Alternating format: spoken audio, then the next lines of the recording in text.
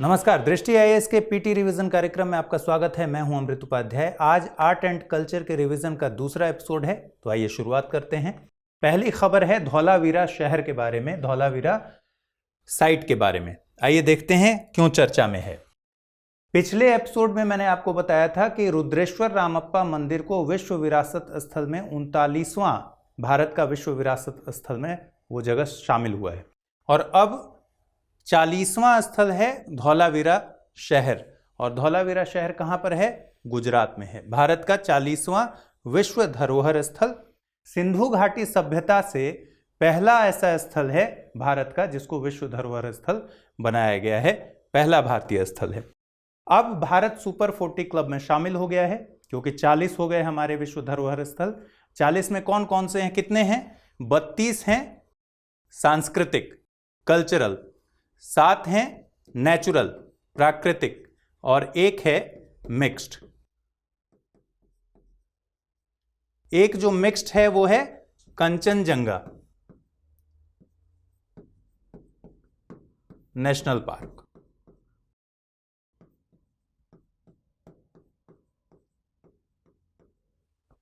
Kanchenjunga national park है जो mixed है। 40वां धौलावीरा हो गया। 39वां कौन सा था? रामप्पा मंदिर या रुद्रेश्वर मंदिर। और 38वां था जयपुर शहर, जिसको 2019 में दर्जा दिया गया था। 2021 में अब रामप्पा और धौलावीरा 2 हो गए, तो टोटल हो गया 40। सुपर 40 क्लब में कौन कौन है? चीन, जर्मनी, इटली, स्पेन और फ्रांस। चीन, जर्मनी, इटली, स्पेन और फ्रांस के पास 40 या उससे ज्यादा धरोहर स्थल है। ठीक है। गुजरात की चौथी साइट है। और कौन कौन सी साइट्स हैं? एक तो अहमदाबाद का ऐतिहासिक सिटी है, चंपानेर पावागढ़ आर्कियोलॉजिकल पार्क, और रानी की वाव जो बहुत चर्चा में रहा। तो ये चौथा हो गया। चारों एक बार फिर से ध्यान कर लीजिए। Champaner Pavagadh archaeological park, Ahmedabad city और रानी की वाव। उसके बाद ये धौलावीरा। धौलावीरा का ये मैप है, यहां पर धौलावीरा है कच्छ वाले इलाके में, ग्रेटर रण में। आइए, धौलावीरा कच्छ जिले में है, पुरातात्विक स्थल है। और इसकी खोज कब की गई थी, यह भी एक इंपॉर्टेंट पॉइंट है। 1968 में खोजा गया स्थल है। किसके द्वारा खोज की गई थी? आर्कियोलॉजिस्ट जगतपति जोशी के द्वारा खोज की गई। ठीक है। कच्छ के ग्रेटर रण में एक बात ध्यान रखिएगा कि धौलावीरा कर्क रेखा पर पड़ता है, यह भी एक इंपॉर्टेंट बात है। कच्छ के ग्रेटर रण में कच्छ रेगिस्तान वन्य जीव अभयारण्य में एक द्वीप है, खादिर बेट द्वीप, यहीं पड़ता है धौलावीरा। पाकिस्तान में ये राखीगढ़ी का नाम आपने सुना है, हरियाणा में राखीगढ़ी। राखीगढ़ी के बाद दूसरा सबसे बड़ा महानगर है भारत की अगर बात करेंगे तो, सिंधु घाटी सभ्यता का दूसरा सबसे बड़ा महानगर। और अगर ओवरऑल बात करेंगे तो पाकिस्तान में 3 और भारत में राखीगढ़ी के बाद ये 5वां सबसे बड़ा महानगर है। तो पाकिस्तान में कौन कौन है? मोहनजोदड़ो हो गया, गनवेरी वाला हो गया और हड़प्पा हो गया। और भारत में राखीगढ़ी और उसके बाद धौलावीरा 5वां।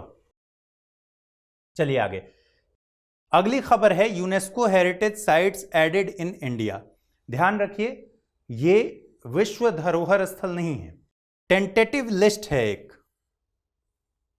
यूनेस्को के विश्व धरोहर स्थल की टेंटेटिव लिस्ट में भारत के 6 साइट्स शामिल हुए हैं। कौन कौन से साइट्स हैं वो हम देखेंगे, लेकिन ऐसा हुआ क्यों, टेंटेटिव लिस्ट में क्यों शामिल किया जाता है? दरअसल 2019 में यूनेस्को ने एक ऑपरेशनल गाइडलाइन निकाला, और उस गाइडलाइन के मुताबिक विश्व धरोहर स्थल के लिए फाइनल नॉमिनेशन से पहले 1 साल तक विश्व धरोहर स्थल की टेंटेटिव लिस्ट में किसी स्थल का होना जरूरी है। तो इस हिसाब से 6 स्थल अब ऐड हो गए हैं, मतलब 1 साल तक रहने के बाद उन्हें विश्व धरोहर स्थल का दर्जा दिया जा सकेगा। उसके लिए फिर उसकी प्रक्रिया चलेगी। अब कौन कौन से जो 6 साइट्स हैं इंडिया के जिनको टेंटेटिव लिस्ट में डाला गया है? गंगा घाट वाराणसी, तमिलनाडु में कांचीपुरम के मंदिर,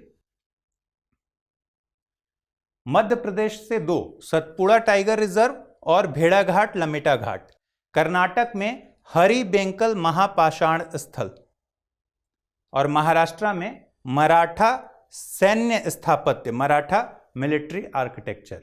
6 हो गए। फिर से एक बार देख लीजिए, वाराणसी का गंगा घाट पहला, तमिलनाडु में कांचीपुरम के मंदिर, फिर मध्य प्रदेश में 2 सतपुड़ा टाइगर रिजर्व और भेड़ाघाट लमेटा घाट, कर्नाटक में हीरे बेंकल महापाषाण स्थल और महाराष्ट्र में मराठा मिलिट्री आर्किटेक्चर। तो अब तक टोटल हो गए 48, मतलब पहले कितने थे, 42 थे, अब 6 हो गए, तो 48 धरोहर स्थल टेंटेटिव लिस्ट में इंडिया के अभी तक शामिल है। आगे बढ़ें, कांचीपुरम मंदिर की यह तस्वीर है, भेड़ाघाट मार्बल वहां बहुत पाया जाता है, आपको पता है, नर्मदा की घाटी है। आइए, लिवरपूल शहर विश्व विरासत स्थल की सूची से बाहर हो गया है। लिवरपूल कहां पर है, बंदरगाह शहर है, पोर्ट सिटी है लिवरपूल, इंग्लैंड में। इसको 2004 में शामिल किया गया था सुंदर स्थापत्य की वजह से, लेकिन बहुत ज्यादा वहां डेवलपमेंट के कार्य हुए और उसके चलते जो विरासत स्थल के वाले मूल्य थे वो नष्ट हो गए, और विरासत मूल्यों के नष्ट होने के कारण इसको अब वर्ल्ड हेरिटेज साइट की लिस्ट से बाहर किया गया है। अब तक 3 ऐसे स्थल हैं जिन्हें वर्ल्ड हेरिटेज साइट की लिस्ट से बाहर किया गया है। यह है पोर्ट सिटी, लिवरपूल। जो और 2 स्थल हैं उसमें ओमान का एक वन्य जीव अभयारण्य है जिसको अवैध शिकार और निवास स्थान की क्षति के कारण हटाया गया, और जर्मनी का ड्रेसडेन एल्बे घाटी है जिसको हटाया गया। जर्मनी की ड्रेसडेन एल्बे घाटी क्यों हटाया गया कि ब्रिज बनाया गया था नदी के ऊपर, एक 4 लेन मोटरवे ब्रिज बनाया गया था, तो इसके लिए इसको हटा दिया गया। तो 3 टोटल स्थल हो गए, ये ध्यान पे रखिए। चलिए आगे बढ़े। एक परियोजना है यूनेस्को की ऐतिहासिक शहरी परिदृश्य, HUL, historical urban landscape scheme है, ठीक है, परियोजना है। इसमें अभी हाल में मध्य प्रदेश के ग्वालियर और ओरछा शहरों को ऐतिहासिक शहरी परिदृश्य परियोजना के तहत चुना गया है, ठीक है। अजमेर और वाराणसी समेत, मतलब भारत से पहले से ही 2 और सिटी इसमें शामिल है, अजमेर और वाराणसी, और पूरे दक्षिण एशिया में टोटल अब हो गए 8, इन दोनों को मिलाकर, ओरछा और ग्वालियर को, मतलब पहले थे 6। तो साउथ एशिया के 6 शहर पहले से परियोजना में शामिल है, ठीक है। ये जो परियोजना है इसकी शुरुआत 2011 में की गई है। ओरछा अपने मंदिरों के लिए बहुत ज्यादा विख्यात है और स्थापत्य के लिए, और ग्वालियर का फोर्ट आप जानते हैं। चलिए, अब क्या होगा इस लिस्ट में शामिल होने के बाद, इन शहरों के विकास और प्रबंधन की जो योजना है वो यूनेस्को द्वारा तैयार की जाएगी, मतलब केंद्र सरकार की भी इसमें भूमिका हो जाएगी, राज्य सरकार की भी भूमिका हो जाएगी, और यूनेस्को के साथ मिलकर यूनेस्को उसके डेवलपमेंट के लिए और मैनेजमेंट के लिए स्कीम्स बनाएगा, और उस पर इम्प्लीमेंटेशन उसका कौन करेगा, यहाँ की गवर्नमेंट्स करेंगी। ओरछा और ग्वालियर को दिसंबर 2020 में यूनेस्को की वर्ल्ड हेरिटेज सिटीज में शामिल किया गया था। किस प्रोग्राम के तहत, अर्बन लैंडस्केप सिटी प्रोग्राम के तहत। यहां भी आप ध्यान रखिए कि ये वर्ल्ड हेरिटेज सिटीज हैं, वर्ल्ड हेरिटेज विश्व धरोहर स्थल वाली बात नहीं हो रही है। यहाँ विश्व धरोहर स्थल की जो 40 साइट्स हैं उसमें ओरछा और ग्वालियर नहीं है। ये एक प्रोग्राम है यूनेस्को का, लैंडस्केप सिटी प्रोग्राम, इसके तहत वर्ल्ड हेरिटेज सिटीज में इनको दिसंबर 2020 में शामिल किया गया था, और अभी ऐतिहासिक शहरी परिदृश्य यानी HUL, हिस्टोरिकल अर्बन लैंडस्केप के तहत, परियोजना के तहत शामिल किया गया है। चलिए, एक इंपॉर्टेंट WHIS साइट्स, ठीक है, इसमें भी हेरिटेज है, लेकिन ये यूनेस्को का प्रोग्राम नहीं है।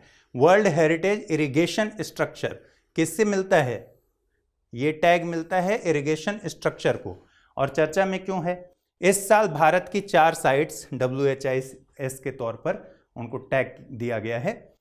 तो अब देखिए कि कौन देता है, ये यूनेस्को नहीं देता है, ये ध्यान रखिए।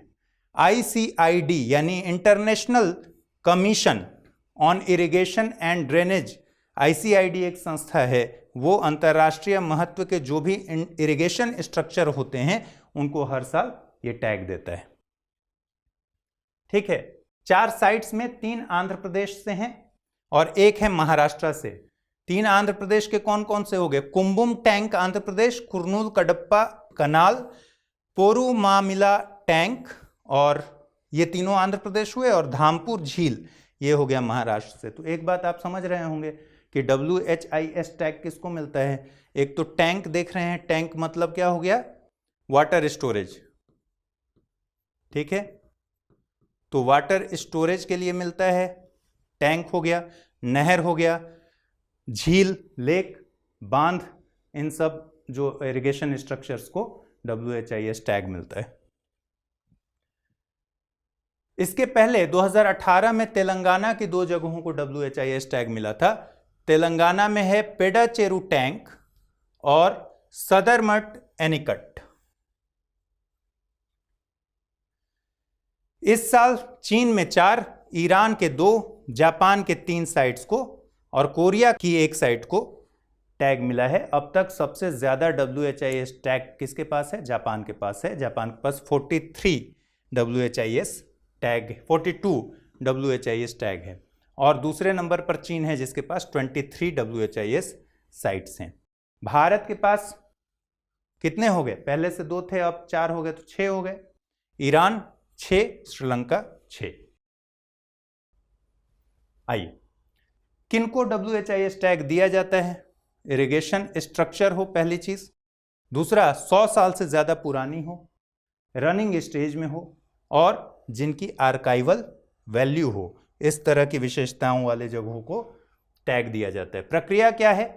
राज्य सरकार इनिशिएट करती है। पहले मेरिट्स के आधार पर केंद्र को असेसमेंट करके एक प्रस्ताव भेज देती है। फिर केंद्र क्या करता है? सेंट्रल वाटर कमीशन की टीम को उसकी जांच करने के लिए, वेरीफाई करने के लिए भेजता है। सेंट्रल वाटर कमीशन ग्राउंड सर्वे करती है, फिर पुष्टि करती है और राष्ट्रीय समिति को प्रस्ताव भेज देती है।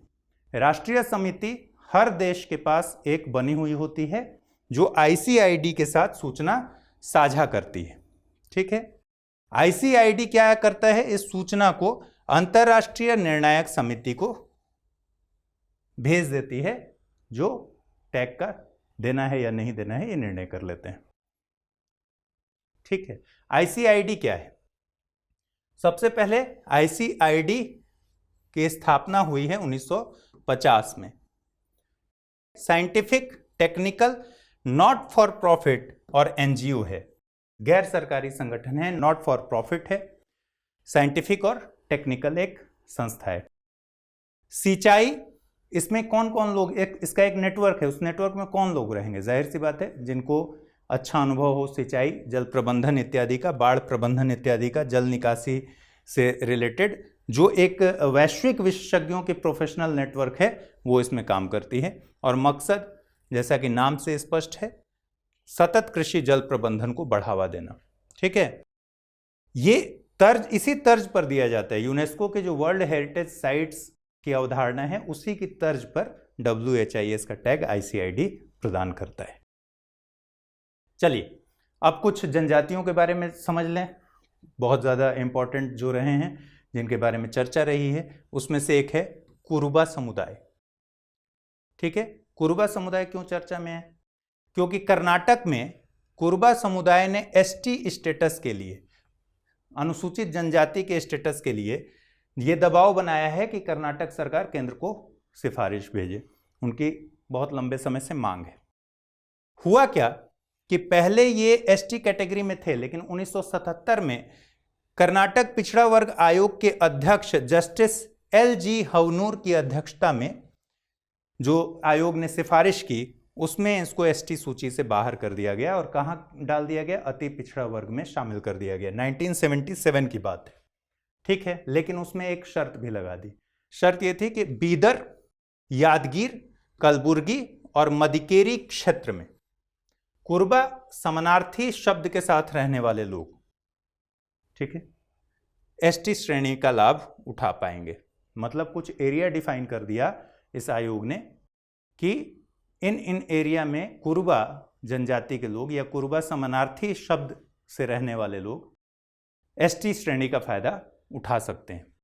तो कर्नाटक में कडू कुरुबा, जेनु कुरुबा, ये सब जो समुदाय हैं ये जनजाति के रूप में अभी भी चिन्हित हैं, सूचीबद्ध हैं। ठीक है।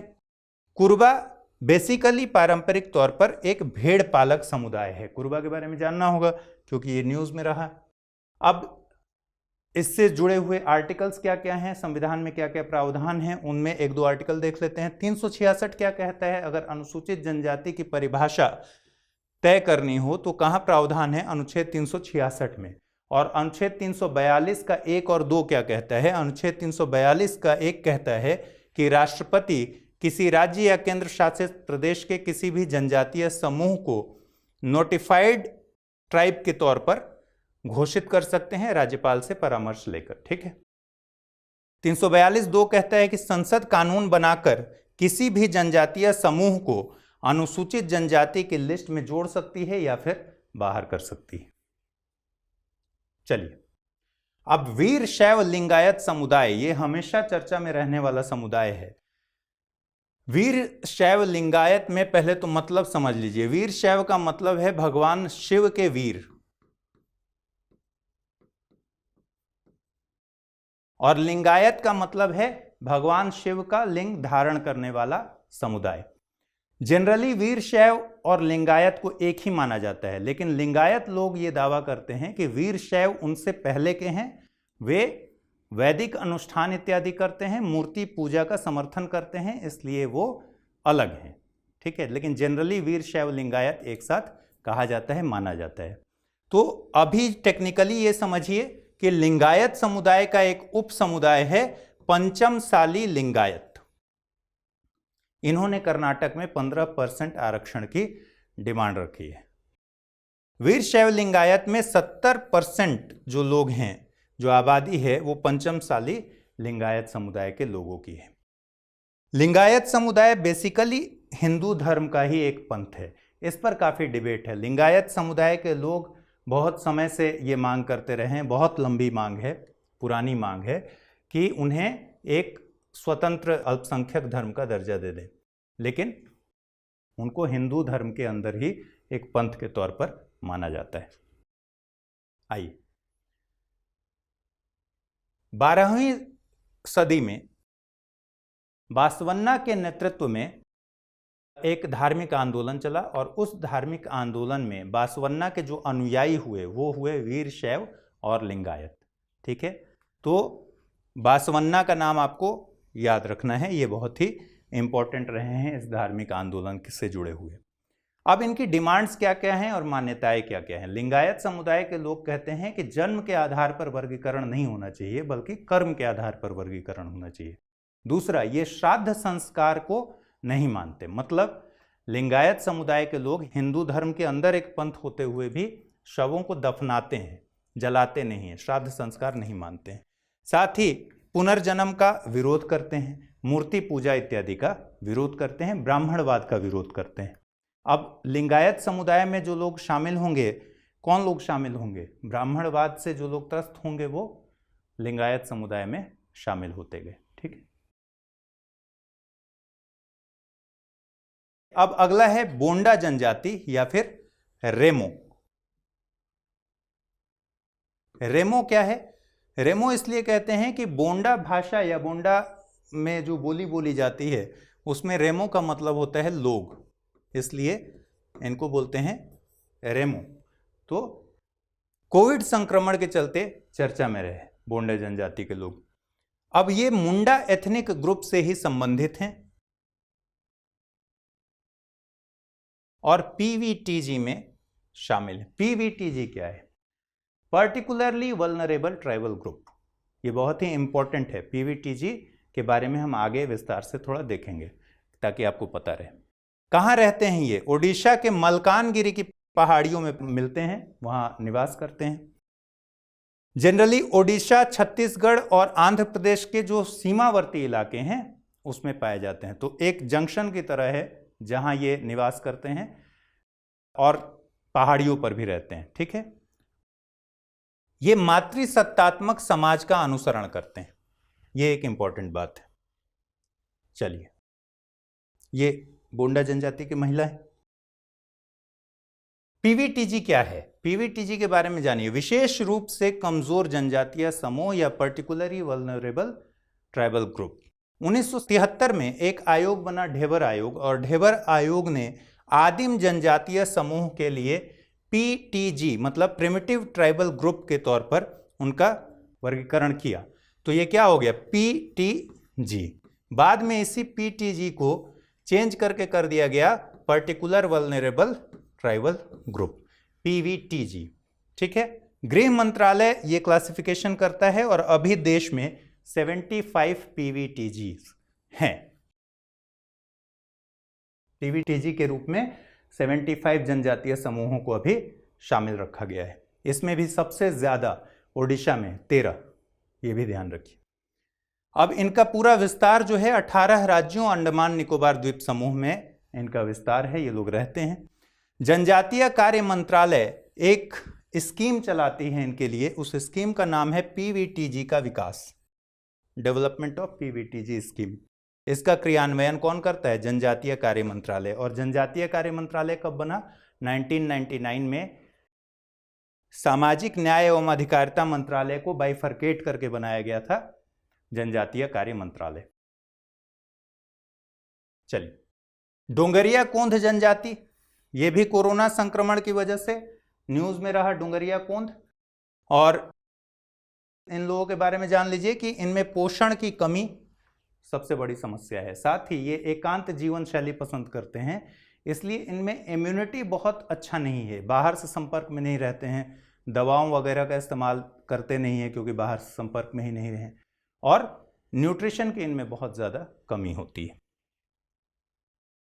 ये डोंगरिया कोंध जनजाति की महिलाएं हैं। यहाँ देखिए 3 बालियां पहनती हैं ये इस तरह से, ये एक इनकी विशेषता है।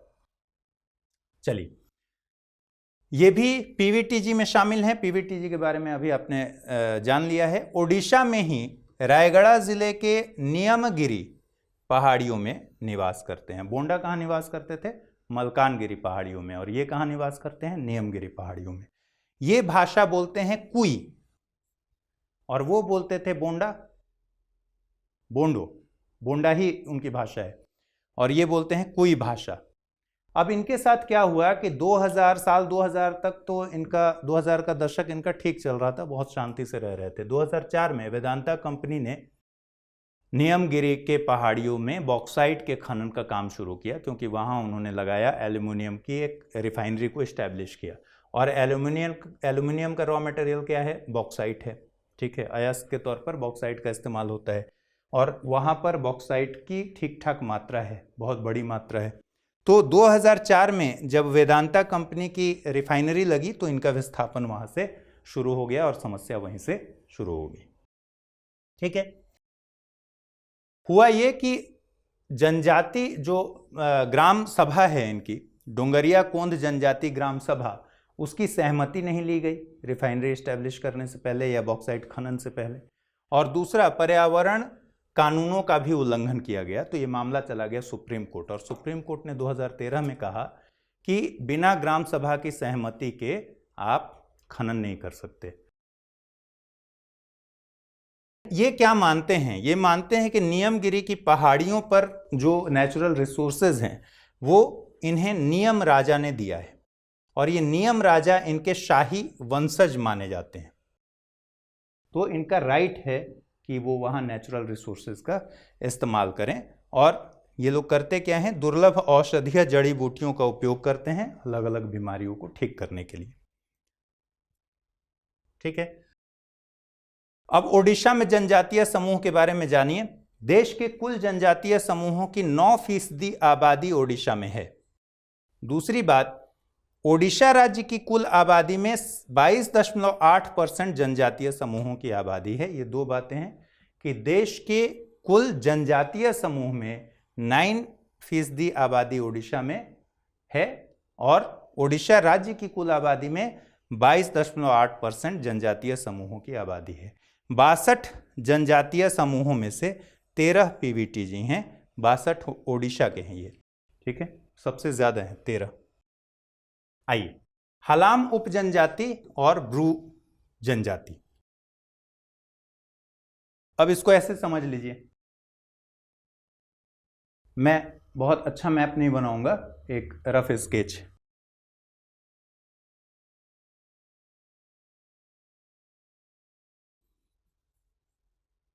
ये है मिजोरम, ये है त्रिपुरा और ये है असम। यहां पर मिजोरम में, त्रिपुरा में और असम में, तीनों में, लेकिन खास तौर पर मिजोरम में रहते हैं ब्रू या रियांग जनजाति। ब्रू या रियांग जनजाति 1997 में यहां नृजातीय संघर्ष होता है। 1997 में नृजातीय संघर्ष इसलिए हुआ क्योंकि वहां के जो समूह थे वो इनको मूल निवासी मानने को तैयार नहीं थे, तो वहां एक नृजातीय संघर्ष हुआ, इनको वहां से भागना पड़ा। मिजोरम से भाग कर ये गए त्रिपुरा। त्रिपुरा में रहते थे हलाम उपजनजाति के लोग।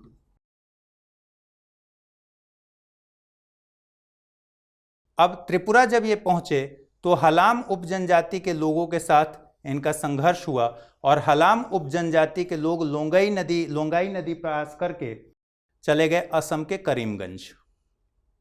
ठीक है, इसको समझ लीजिए, फिर मैं शीट पर जाकर आपको फैक्ट्स बता दूंगा। ब्रू जनजाति या रियांग जनजाति के लोग 1997 में नृजातीय संघर्ष के कारण कहां चले गए? त्रिपुरा। त्रिपुरा में हलाम उपजनजाति के लोगों के साथ इनका संघर्ष हुआ, तो हलाम उपजनजाति के लोगों को भाग कर जाना पड़ा असम। ठीक है, अब देखिए क्या हुआ फिर। नॉर्थ त्रिपुरा में ब्रू शरणार्थियों के साथ संघर्ष के बाद असम में इन्होंने जाकर शरण लिया था। किसने? हलाम उपजनजाति ने, जैसा कि अभी मैंने बताया। अब ये न्यूज में क्यों है? क्योंकि ये वापस त्रिपुरा जा रहे हैं अपने गांव दामचेरा, जहां से ब्रू जनजातियों के साथ संघर्ष हुआ, तो ये चले गए थे असम। और मिजोरम में चल रहे नृजातीय संघर्ष से बचने के लिए ब्रू शरणार्थी 1997 में त्रिपुरा के राहत शिविरों में आए थे। ये दोनों बातें मैंने आपको बता दी।